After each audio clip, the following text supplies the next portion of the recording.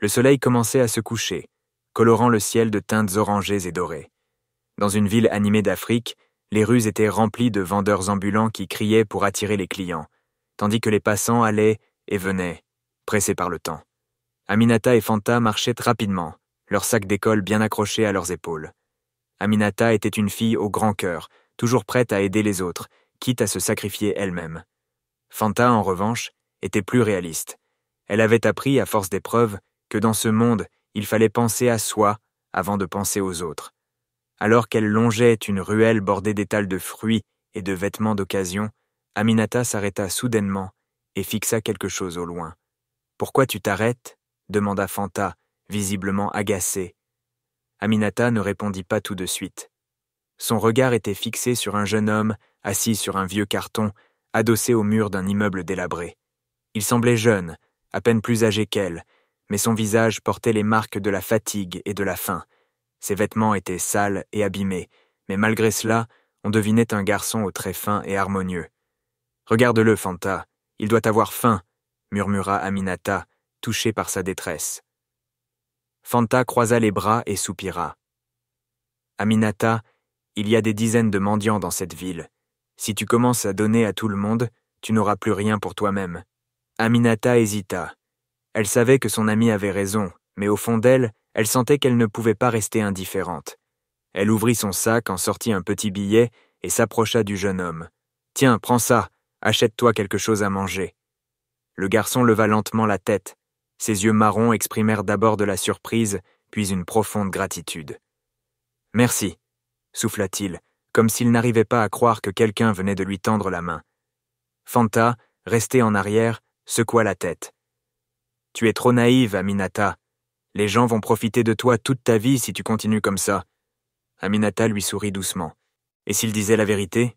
S'il avait vraiment faim ?» Fanta haussa les épaules. « Et s'il mentait? Tu n'as même pas assez d'argent pour payer notre loyer et tu donnes ce que tu as comme si tu étais une princesse pleine de richesses. » Aminata savait que Fanta avait raison. Leur situation financière n'était pas facile. Elle vivait dans une petite chambre qu'elle partageait et avait du mal à payer leur loyer chaque mois. Mais malgré tout, elle ne pouvait pas ignorer son instinct. Alors qu'elles reprenaient leur route, Fanta continua de râler. « Maintenant, tu n'as plus assez d'argent pour le loyer. Tout ça parce que tu as voulu jouer à Mère Teresa. » Aminata haussa les épaules. « S'il mentait, c'est entre lui et Dieu, mais s'il disait la vérité, alors j'ai fait une bonne action aujourd'hui. » Fanta soupira bruyamment, exaspérée par l'optimisme de son amie. Le lendemain matin, avant de partir pour l'école, Aminata mit discrètement un peu de nourriture dans un sac en plastique. Ce n'était pas grand-chose, juste du riz et des haricots restants de la veille. Mais elle espérait que cela aiderait. Sur le chemin de l'école, elle chercha du regard l'endroit où elle avait vu le jeune homme la veille. Il était toujours là, assis au même endroit, le regard perdu dans le vide. Aminata s'approcha timidement. « Bonjour. » Le garçon releva la tête, surpris de la voir. « Tu es revenu ?» demanda-t-il, incrédule. Aminata lui tendit le petit sac. « Oui, et je t'ai apporté quelque chose à manger. » Le garçon prit le sac avec hésitation. Ses mains tremblèrent légèrement en l'ouvrant. « Merci, » murmura-t-il avec émotion. « Tu ne peux pas savoir à quel point ça me fait du bien. » Aminata s'assit sur un rocher à proximité et l'observa manger. Il prenait son temps, savourant chaque bouchée comme s'il ne voulait pas que ça finisse trop vite. Après quelques minutes, il essuya sa bouche du revers de la main et leva les yeux vers elle. « Je m'appelle Malik. » Aminata lui sourit. « Enchanté, Malik. Moi, c'est Aminata. » Un silence s'installa, mais ce n'était pas un silence gênant. C'était un silence de compréhension. « Pourquoi es-tu dans la rue, Malik ?» demanda-t-elle doucement. Le visage du jeune homme s'assombrit. « J'ai perdu mes parents quand j'étais enfant. J'ai grandi dans un orphelinat, mais à 18 ans, on m'a dit que je devais partir. Depuis, je me débrouille comme je peux. » Aminata sentit son cœur se serrer. Ça doit être vraiment dur. Malik hocha la tête. « J'essaie de trouver du travail, mais c'est compliqué quand on n'a ni diplôme, ni soutien. » Aminata fut impressionnée par sa détermination. « Tu as l'air intelligent. » Malik sourit faiblement. « Je fais ce que je peux. J'écoute les gens parler, j'apprends des mots au hasard et j'essaie de les utiliser. C'est comme ça que je progresse. » Aminata fut fascinée. Peu de gens auraient eu la patience d'apprendre ainsi. C'est incroyable, peu de personnes feraient en ça. Malik haussa les épaules. Quand la vie t'oblige à survivre, tu apprends vite. Aminata le regarda attentivement. Il n'était pas comme les autres mendiants. Il avait une lueur dans les yeux, une force silencieuse. « Et où dors-tu » demanda-t-elle. Malik baissa les yeux. « Dans un vieux bâtiment abandonné, pas loin d'ici. » Aminata sursauta. « Quoi ? Mais c'est dangereux. » Malik sourit doucement. « Ne t'inquiète pas pour moi. Je suis un guerrier. Personne ne peut me faire de mal. » Aminata ne put s'empêcher de sourire. « Un guerrier, vraiment ? Et quelles batailles as-tu menées ?» Malik sourit. « Plein. Je combats la faim tous les jours. Je lutte contre le froid la nuit. Et je me défends contre ceux qui veulent me voler. » Aminata rit doucement. « Tu es vraiment différent, Malik. » Elle savait qu'une étrange amitié venait de naître entre eux, une amitié qu'aucun des deux n'avait prévue. Mais ce qu'elle ignorait, c'est que cette rencontre allait changer leur vie à jamais. Les jours passaient, et Aminata continuait d'aider Malik en lui apportant un peu de nourriture quand elle le pouvait. Malgré les avertissements de Fanta, elle refusait de l'abandonner. Un soir, en rentrant chez elle après avoir donné un repas à Malik, elle trouva Fanta assise sur le lit, les bras croisés, avec une expression sévère sur le visage. « Aminata, il faut qu'on parle. » Aminata posa son sac et la regarda avec appréhension. « Qu'est-ce qu'il y a ? » ?»« Nos provisions diminuent trop vite. Je sais que tu prends de la nourriture pour ce garçon. » Aminata baissa les yeux. Elle savait que Fanta finirait par le remarquer. « Je ne fais que l'aider, Fanta. Il n'a personne. » Fanta se leva brusquement. « Et nous alors ? Qui nous aide ? Si on se retrouve à la rue, crois-tu que quelqu'un viendra nous tendre la main ? La vie est dure, Aminata. Nous devons penser à nous d'abord. » Aminata soupira. « Je comprends, mais je refuse d'ignorer quelqu'un qui souffre.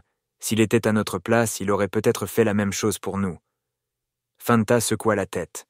« Tu vis dans un monde d'illusions. Moi, j'ai un moyen d'avoir de l'argent facilement. » Aminata fronça les sourcils. « Que veux-tu dire ?» Fanta s'approcha et baissa la voix. « Il y a un homme puissant en ville, on l'appelle le chef. Il aide les filles comme nous, mais en échange, il faut lui rendre quelques services. » Un frisson d'horreur traversa Aminata. « Tu veux qu'on vende notre dignité pour de l'argent ?» Fanta haussa les épaules. « Réfléchis bien. On galère pour payer le loyer, pour manger, pour survivre. Lui, il peut nous offrir une belle vie. » Aminata sentit son cœur se serrer. « Je suis chrétienne, Fanta. Jamais je ne ferai ça. Ma dignité et ma foi sont plus importantes que l'argent. » Fanta éclata de rire. « Tu es trop naïve. Moi, je ne compte pas souffrir toute ma vie. Un jour, tu comprendras. » Aminata n'en croyait pas ses oreilles. Son ami avait changé. Quelques jours plus tard, Aminata reçut une terrible nouvelle. Malik avait été attaqué en pleine nuit. Des hommes l'avaient rebattu pour lui voler le peu d'argent qu'il avait gagné ce jour-là. Il était grièvement blessé et hospitalisé. Sans hésiter, Aminata courut à l'hôpital. Lorsqu'elle arriva dans sa chambre, son cœur se brisa en voyant son visage tuméfié, son bras bandé et ses nombreuses blessures. « Malik, qui t'a fait ça ?» demanda-t-elle d'une voix tremblante. Il esquissa un faible sourire. « Juste des hommes désespérés, comme moi. » Aminata sentit les larmes lui monter aux yeux. « Tu ne peux plus rester dehors, Malik, c'est trop dangereux. » Malik baissa les yeux. « Je sais, mais où veux-tu que j'aille ?» Aminata prit une grande inspiration. « Viens chez moi. » Malik ouvrit grand les yeux. « Aminata, non, Fanta ne voudra jamais. Je me fiche de ce qu'elle pense. Je ne peux pas te laisser dehors. » Après un long silence, Malik accepta. Aminata tenta de cacher la présence de Malik, mais cela ne dura pas longtemps. Un soir, Fanta rentra plus tôt que prévu et trouva Malik assis dans un coin, en train de lire un livre. « Qu'est-ce que ce type fait ici ?» hurla-t-elle. Malik se leva lentement et la salua poliment. « Bonjour, Fanta. » Mais Fanta était furieuse. « Aminata, tu as ramené un mendiant chez nous sans me demander mon avis. » Aminata prit une profonde inspiration. « Fanta, s'il te plaît, il n'a nulle part où aller. » Fanta croisa les bras et ricana. « Tu es pathétique. D'abord, tu donnes notre nourriture. Ensuite, tu lui ouvres notre porte. Tu vas lui donner ton lit aussi. Aminata serra les poings. Si c'est nécessaire, je le ferai. Fanta éclata de rire, mais son rire était amer. Tu es une idiote, Aminata. Moi, j'ai choisi une autre voie. Grâce au chef, j'ai de l'argent. Pendant que toi, tu souffres pour aider un mendiant. Aminata la regarda avec tristesse. Et à quel prix, Fanta? Tu vends ton âme pour du confort? Moi, je préfère souffrir en restant fidèle à mes valeurs. Fanta haussa les épaules. Fais ce que tu veux, mais moi je ne veux pas de lui ici. Il a 1 semaine pour partir. Malik posa une main sur l'épaule d'Aminata et murmura « Merci, mais si je dois partir, je partirai. » Aminata devait trouver une solution. Le lendemain, alors qu'Aminata était à l'école, le responsable administratif lui annonça « Bonne nouvelle, Aminata, tes frais de scolarité ont été payés. » Aminata cligna des yeux, stupéfaite. « Payés? Mais par qui? » Nous ne savons pas. Quelqu'un a réglé la totalité ce matin. Elle rentra chez elle, le cœur battant, et raconta tout à Malik. Je n'arrive pas à y croire. Malik sourit doucement. Je te l'avais dit, Aminata. Quand on fait le bien nous revient toujours. Aminata prit une profonde inspiration et sourit. Oui, Dieu agit de manière mystérieuse. Les jours passèrent et Malik trouva un travail dans un petit atelier. Il put enfin quitter la rue et commencer une nouvelle vie. Quant à Fanta, elle réalisa son erreur et revint voir Aminata, en larmes. Tu avais raison, l'argent ne vaut rien si on se perd soi-même. Aminata lui prit la main et sourit. Il n'est jamais trop tard pour changer. Faire le bien, même quand c'est difficile, finit toujours par être récompensé. La vraie richesse n'est pas dans l'argent, mais dans le cœur. Merci d'avoir suivi cette histoire. À bientôt pour une nouvelle aventure inspirante.